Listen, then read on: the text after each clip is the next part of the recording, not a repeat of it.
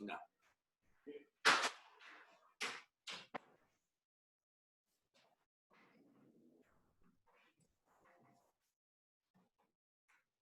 So, Yeah, and when you talk, I don't see you at all, Phil. huh, Uh, Turn your camera on, Phil. Yep. okay, let me try. Is that on now? Not yet. Nope. Well,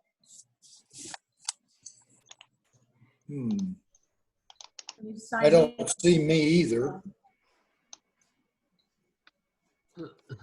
Log in video. Switch to active speaker.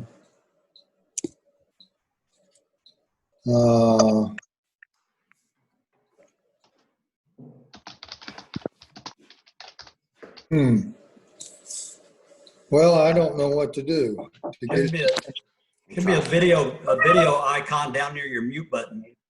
Oh, perfect. Perfect. well, I don't have a mute button on my iPad. All right. do you have, I'm in a meeting for an hour then. About 4:15. Perfect. do you have a, There you go, Phil. There you go. Phil. Okay, all right. What'd you do, Phil? Well, I did something. yeah, you got it. Okay. According to our order of business, we need to proceed with a executive session. And Dick, would you like to call the executive session to order? First of all, I'm probably the worst parliamentarian in the village. So anything you see me doing wrong, please correct me. I'd like to call an executive session for the purpose of electing officers for the Hot Springs Village Golf Committee. Do I have a second? Second. Okay, I'm here now, by the way. You're doing, George. We see you. Okay, All good. right, are we electing what, a chair, vice chair, who else? Secretary. And a secretary. And secretary. I thought Do we have a secretary. secretary attending right now? We do. Yes. I thought think secretary- the way we would do this is once we get the nominations, do a roll call vote. Is that correct? Yes. That's fine. Okay. All right. So I ask for a nomination for chairman of the Hot Springs Village Golf Committee. I nominate Jamin. I'll second. Damon Townsend was seconded. Do we have another nomination for the chairman of the golf committee?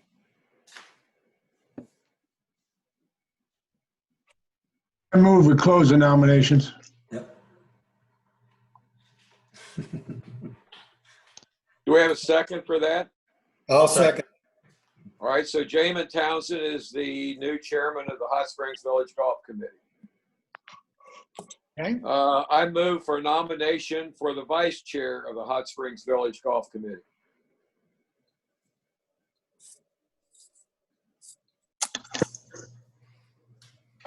And I'd like to nominate Phil Belt. Is there a second? I'll second that. Who seconded it? Okay. Okay. Is there another nomination for the vice chair of the Hot Springs Village Golf Committee?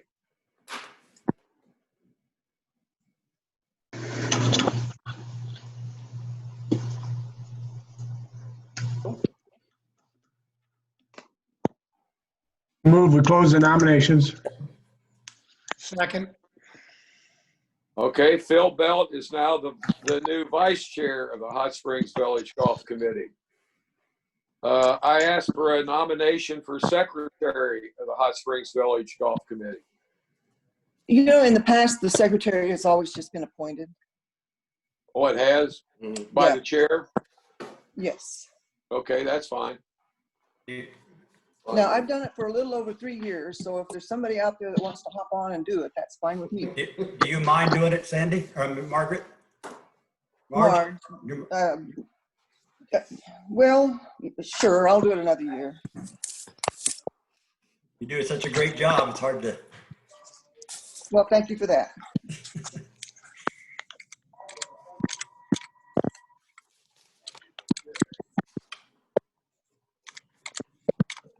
Okay, now that Adjourn that. we have a new chairman,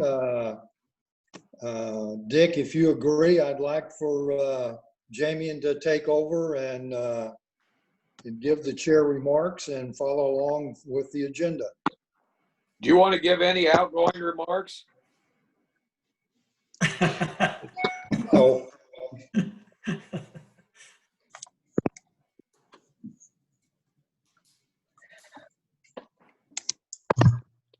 Phil, yes. do you want to give any outgoing remarks?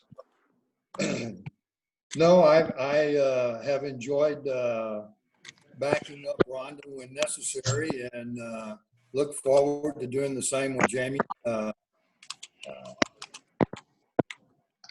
And hope to have another great 3 years on the committee. Okay. All right, Jamie, start running the meeting. Okay. All right, so first thing is we open the meeting. So do I have anybody that's ready to open the meeting? I'm not very good at parliamentary procedure either, so. We did that. Okay. We did that. We got the order of business approved, and so And minutes of the We meeting from the last month? Are there any additions or subtractions? I move we accept the minutes as printed from May. Is there a second? Second. Okay. Meeting minutes from last month are good. Okay, I guess I'll have a short comment as the new chairperson. One of the things that I've been reviewing are the charter. And I think that we need to change the charter. I think that we need to strengthen it. That gives us more of a purpose that is looking at providing anything we can to reduce the subsidy of golf for the members of Hot Springs Village. So what I would ask is that everybody gets a copy of the charter, which you can find under the POA committee webpage, and go to golf and you can print it up. And what I'd like to do is have everybody look at that for next meeting. And then we'll have a sort of a working meeting to come up with a new charter. And I'm not sure that there's a lot of things that need to be changed, but I'd like to start structuring these meetings where we're more of a investigation or audit type committee, looking into various different parts that either are fully involved with golf or partially touch golf. And an example of that would be restaurants. And that's the way I'd like to move. But obviously, I'm going to want all your inputs. I'm not trying to do this on my own. I don't want to do it on my own. I want everybody to be involved. The other thing that I'd like to do is I would like to move the meeting back to 4. And the reason I say that is because I think that the superintendents, while they add some information to us from time to time, I think they work hard all day.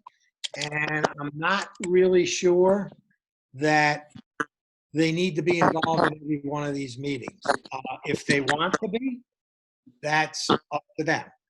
But what I think would be a good idea is every month or so, starting in a couple months, we invite one superintendent to come and give us a kind of a what's going on at each of their courses. And maybe if they have something that they need the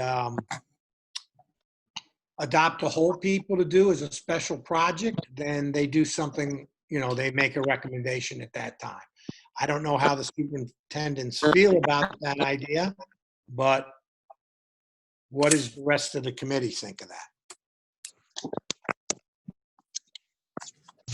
I guess question I have is, will we have Zoom capabilities moving forward? And will we still have that as an option, basically, where we could have a meeting and still have a Zoom open like Tom has more or less, in a conference room?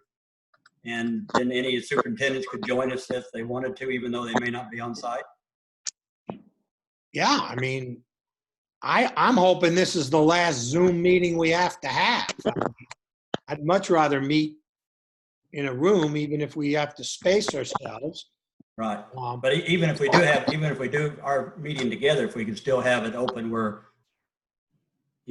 somebody could join via Zoom and still be able to see us and participate. I don't know enough about how Zoom works to know if we could be in a room. So you're suggesting we would all be in a room, and if Yeah. somebody wants to join us? About like Tom is right now. He's in a conference room, and you have a laptop or whatever open there, Tom? Turn your mic on, Tom. Yeah, we have a like, laptop here in the conference room. Yeah. can you hear me? I'd like to say something in regards to that. First of all, I think that having them present serves a good, useful purpose for communication. I don't see any problem with having it at 3 o'clock versus 4 o'clock. So I would suggest, unless the superintendents not want to attend, that we would continue to do it at 3 o'clock and invite superintendents, and they've all been there, and we've had comments from them. So I don't see any reason to have less people at the meeting. I see it to have more people there, especially if you want to have directed at a particular course in regards to how viable it is. And you can always get input from the superintendents that help us better make this. Oh, that's my input. Anybody else? Might throw my 2 cents worth in. If I'm not sure, occasionally we ask individual superintendents for input on their courses.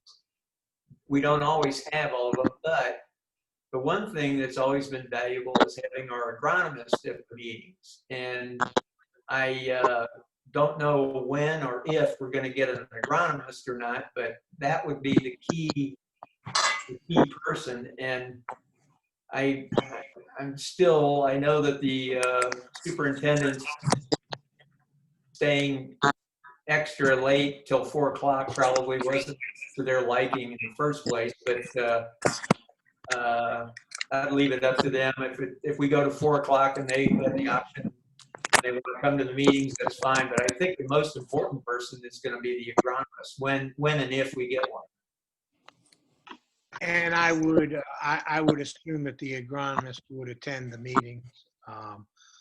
But like I said, I'm not saying they can attend the meetings. I'm saying that it's not mandatory. Yeah. That's the difference. Yeah, I totally agree with that. They can come if they want and ask questions or listen to us. Right. We get a chance to ask questions from them if they're pertinent. Usually we don't ask a lot of questions of the superintendents typically, but there's always the occasion, I guess. Javen, Yeah. what's prompting the request for 4 o'clock versus 3 o'clock? Well, the main reason is 3 o'clock is kind of in the middle of the afternoon, and a lot of us like to play golf, and it makes it a little tough to do that if we want to play golf and attend the meeting. That was my thinking. The only reason we switched it is because Gary wanted the superintendents to attend the meeting, and for that reason, I understand it, because I don't know what pick Tammy. Tammy, what time do you start? 5, 6 in the morning? I start at 6. Okay. I mean, so that's a long day. Even coming to a meeting at 3 is a long day. So, like I said, I'd like them to come on an as-needed basis. If they have something that they want to share or something that they, like I said, the Adopt a Whole people could do, or, but it's up to the committee. I mean, that's just my opinion. So, Jamian? Yeah. I think, until we have a replacement for the agronomist, or we have a plan in place, I'm certainly in favor of having as many superintendents there as are willing to come. okay. And they've been very helpful in the past when we've had questions to give us some feedback. And so I'm certainly in favor of keeping the meeting at 3 as long as we've got the superintendents are willing to come. I really have been pleased with their input. Okay. If I may, excuse me. I understand that there's probably no ideal time to do these meetings that works best for everybody, but we're meeting for an hour once a month, and I think those of us that are golfing on a regular basis need to adjust our tee times for that one day a week to accommodate our superintendents a little bit if we want them to be there. Okay. That's kind of my feeling on it. I've always enjoyed the superintendents being there, and it is just one day in a month. Okay. Superintendents, do you have any input on those? Tammy, any preferences from you guys? And one, I see one's in 3 o'clock. 3, yeah. Tammy votes 3. 1. Fine with me, 3 o'clock, that's fine. So there's the preferences, but I guess we'll just decide what we want to do and then go from there. Okay. Do you want to put it to a vote? Has there been enough discussion on it? I mean, from what I hear, I'm about the only one that wants it at 4. So, and that's fine. So we'll have it at 3 and keep it the same way. And the superintendents are welcome to join us, but it's not mandatory. Where in the past, I think it kind of was mandatory. But is that true? It hasn't been Kind of wanted you mandatory. there. Did Gary just encourage you guys to come if you could? It was just encouraged, but it wasn't mandatory. Okay. Good enough. Okay, so I don't think we really need a vote. We'll just leave it the way it is. Has anybody heard from the 2 new committee members? I haven't. You're on. Karen's here. They're I here. think They're Karen both is here. is here. Greg and Karen are here. Oh, I can't see them.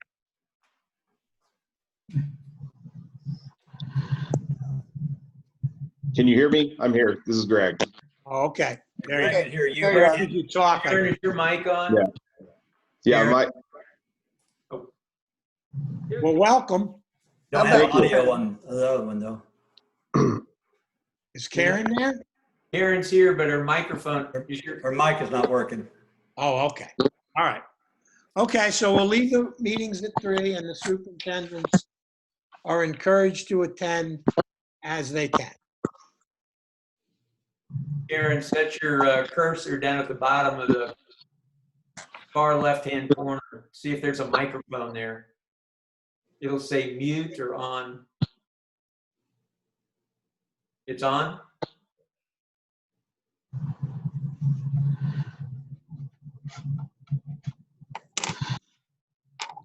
Okay, well, let's continue with the meeting. Tom, do you want to give your report? Yes, sir. Thanks, Mr. Chairman. Did Karen get that? I was trying to help her out here. Not on yet. Now, it's showing mute now, Karen.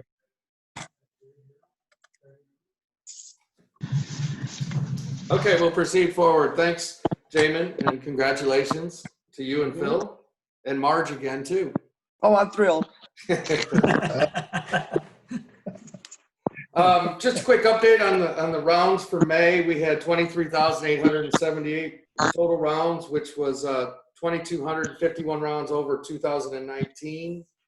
And if we break that out a little more, we had an increase in member play. That was the big increase of 4,500 rounds and we had a decrease in guest play of 2,900 rounds. So obviously, the member play is up and the guest play is way down. We were 3 inches over normal with rain. We had 7.81 inches for the month, and that puts us 13.7 inches over normal for the year at 51 inches. But as you all seen and been out on the golf courses, it is definitely drying out. And it's definitely, the weather is turning hopefully in our favor, since, you know, all I'm reading is the last 2 years have been the wettest ever. So I think maybe the good weather is upon us now.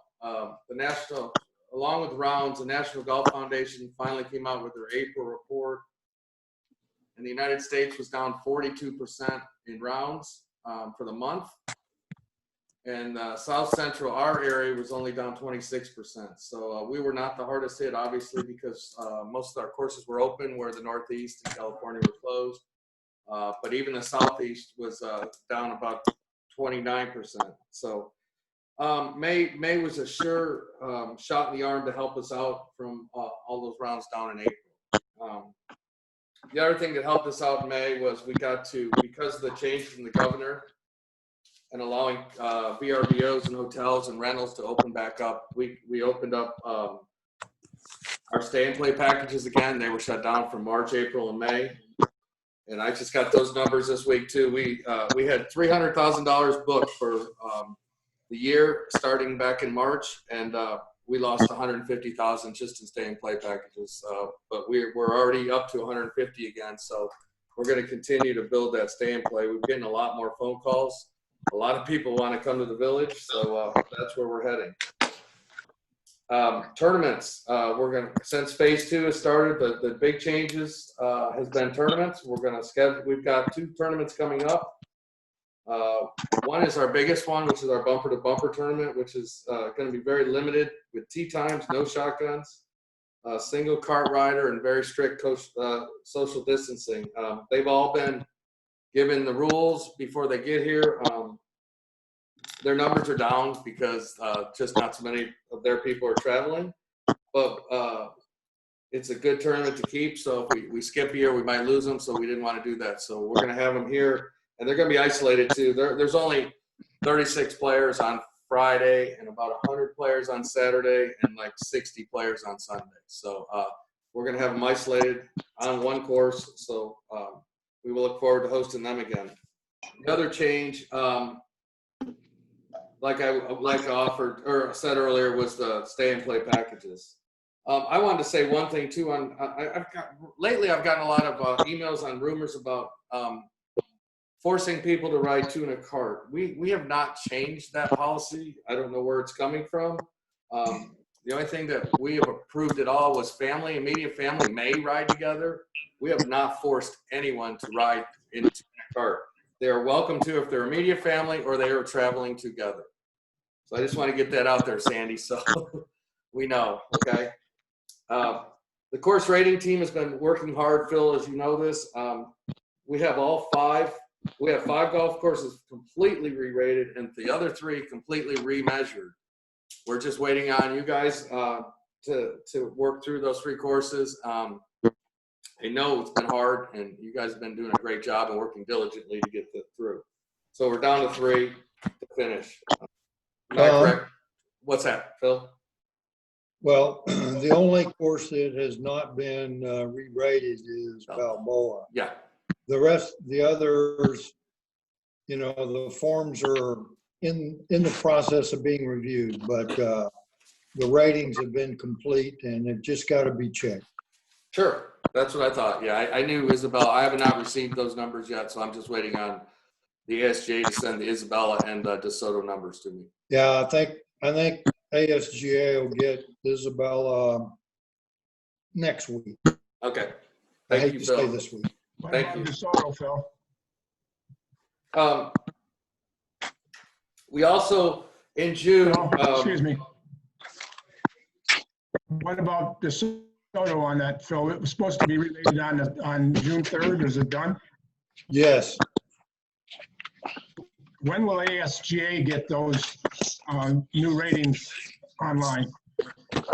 I got the new ratings emailed to me this week. I'm along with the other members of the team reviewing the numbers.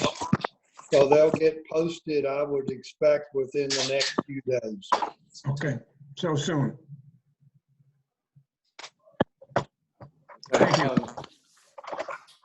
The other new protocol that we're adopting is because of the limited carts we have, we have adjusted our strategy a little bit, and we're opening all the courses that were scheduled closed other than for maintenance. So all the courses are opening in June, and we're going to continue that through the rest of June and hopefully the whole summer as demand is needed. So that's one thing we changed. The last thing that I want to mention is Donald, you're on here, but I was told to make a statement that Donald Jones, the agronomist, was reassigned back to Magellan as their superintendent. This was a move to protect Donald, and his position with any possibility of restructuring in the POA. And John Paul stated to me that he believes that we still need an agronomist position in some way, but it should be hired by the new GM and not the past GM. So that's where we're going with that, Donald. I'm glad to have you back at Magellan, and we look forward to the new GM making those decisions. And I just wanted to state that. Okay. And that's all I have. Any questions for Tom? Yes, sir. I was going to ask a question. Is the new agronomist going to be hired by John Paul or the new general manager when we get one? I can answer that. I can answer that. The new general manager will do that. Okay. Hey, Tom, I have Yes, a sir. question for you. Sure. I know on the MJ, we just got a email, I guess it was sent out to probably everybody had private cards, find out whether the private cards could be used so they get some count of what was going to be needed. Is there talk now about opening for league play, or was that just internal to MGA that they did that?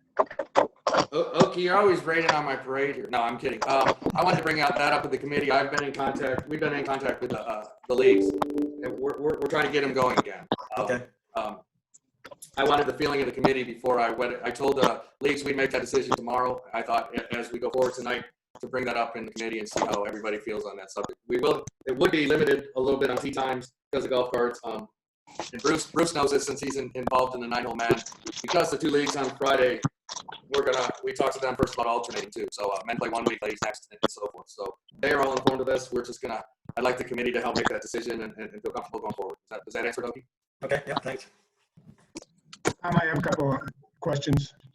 On your report, it talks about tee-time utilization and states that 45%, the average was 45% utilization. Is there a way to break that down into what you might call premium tee times as opposed to twilight? Oh, absolutely. Absolutely. I can do that for you, Bill. That's not a problem. And the reason I ask that is I was directed to a long, I don't know how to explain it, diatribe of nothing else on Nextdoor from someone who had a lot of suggestions about how we can improve the amount of golf that is being played and so on and so forth. And my personal opinion is that your prime times are probably fairly well utilized, and our off times, twilight, is where we have less play, and that might be something to emphasize in your report. Absolutely. Be glad to do that. That's a good idea. We know I've looked at those numbers and I know prime is definitely utilized more than afternoon. So yeah, I can get those numbers. Probably by course too. Yeah, well, it might be, the argument that this person was making is that we're competing with all these courses around the area, most of which I played, and as far as I'm concerned, we're not competing with those because they aren't anywhere near what we have here in the village. So there's that. But he had a lot of other suggestions about how, if we would just price golf right, that surely everybody would be here and we would have every tee time filled. Well, I'd like to know what percent of tee times of all those courses are filled all day long also, just to butt that argument, I guess. Not that you can get that, but I'm just saying I'm advocating for our courses, not for his point of view, I guess. I read that too, Keith. And, basically, the whole method that he was taking was just drop the prices to ridiculous levels, and everybody will come.